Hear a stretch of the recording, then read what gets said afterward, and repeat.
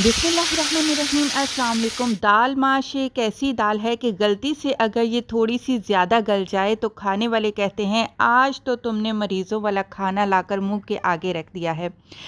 दाल माश की असल खूबसूरती इसका निखरापन होती है। ढाबा स्टाइल निखरे दाने वाली दाल माश किस तरीके से बनाते हैं, पानी का क्या हिसाब किताब होगा, मिर्च मसाले कैसे जाएंगे, डिटेल रेसिपी आपके साथ शेयर करूंगी। आपने बस मेरी वीडियो को एक लाइक कर देना है, कमेंट करके बताना है मेरी रेसिपी आपको कैसी लगी। एक पाव 250 ग्राम, एक कप आपने माश की दाल लेकर कम से कम 2 घंटे के लिए लाजमी भिगोना है। इसके बाद जी आपने एक प्रेशर कुकर में 4 खाने के चम्मच घी डालने हैं। घी में सबसे पहले एक पूरी गट्ठी चॉप की हुई हम लहसुन की शामिल करेंगे। लहसुन के तड़के पर दाल माश बहुत ही मज़े की और खुशबूदार बनकर तैयार होती है।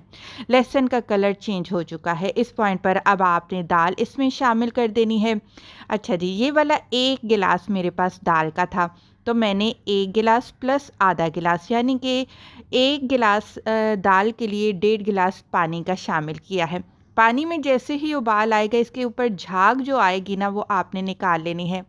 एक तो झाग निकालने से ये फ़ायदा होगा, दाल कड़वी नहीं बनेगी।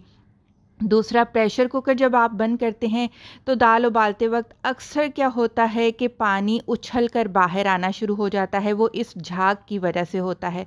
तो ये 2 फ़ायदे हो गए दाल के ऊपर जो झाग आती है उसको निकालने के। एक छोटा चम्मच नमक का शामिल किया, थोड़ी सी हल्दी डाल दी मैंने, और जी प्रेशर कुकर को बंद करके आपने विसल स्टार्ट होने के बाद 3 मिनट तक आपने सिर्फ पकाना है। 3 मिनट के बाद आप देखेंगे कि दाल निखरी निखरी भी होगी और ये अच्छे से गल भी चुकी होगी। ज़्यादा आपने इसको नहीं पकाना है। बस जी, दाल को साइड पर रखते हैं। एक कढ़ाई ले ली है, उसमें 1/4 कप मैंने घी का इस्तेमाल किया है। 2 दरमियाने साइज़ की बारीक चॉप की हुई प्याज शामिल कर देंगे। प्याज को घी में इतना फ्राई करेंगे कि ये क्रिस्पी हो जानी चाहिए, गोल्डन हो जानी चाहिए। प्याज का कलर अगर आपने काला कर दिया तो दाल का कलर भी काला ही आएगा। तो प्याज को आपने ज़्यादा डार्क नहीं करना है।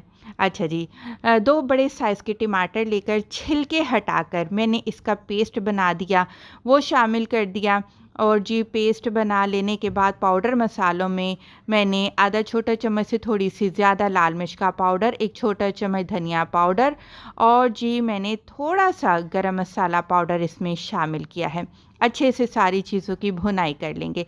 जब आप देखें कि मसाले जो हैं वो तेल से अलग हो चुके हैं तो इस पॉइंट पर अब आपने क्या करना है, जो दाल है ना वो पानी समेत आपने इस मसाले में शामिल कर देनी है। अच्छा, इस बात का ख़ास याद रखिएगा, पानी आपने ज़्यादा नहीं डालना क्योंकि ये दाल थोड़ी सी खुश्क सी होती है, तो इस वजह से पानी का इस्तेमाल हम बहुत ही कम करेंगे। अच्छा, दाल डाल देने के बाद हमने थोड़ी सी बारीक कटी हुई हरी मिर्चें शामिल की, बारीक कटा हुआ हरा धनिया डाल दिया। ढककर हल्की आंच पर दम वाली आग पर आपने 5 मिनट तक के लिए पकाना है। 5 मिनट के बाद आप दाल की कंडीशन देख सकते हैं, बहुत ही ज़बरदस्त बनकर तैयार हुई है। बस फाइनल हमने एक तड़का लगाना है। 1/4 कप आपने घी लेना है। घी को गर्म करना है। 4 से 5 साबुत गोल वाली लाल मिर्चें, स्लाइस में कटा हुआ बारीक अदरक और 3 अदद साबुत हरी मिर्चें लेकर तड़का लगाना है।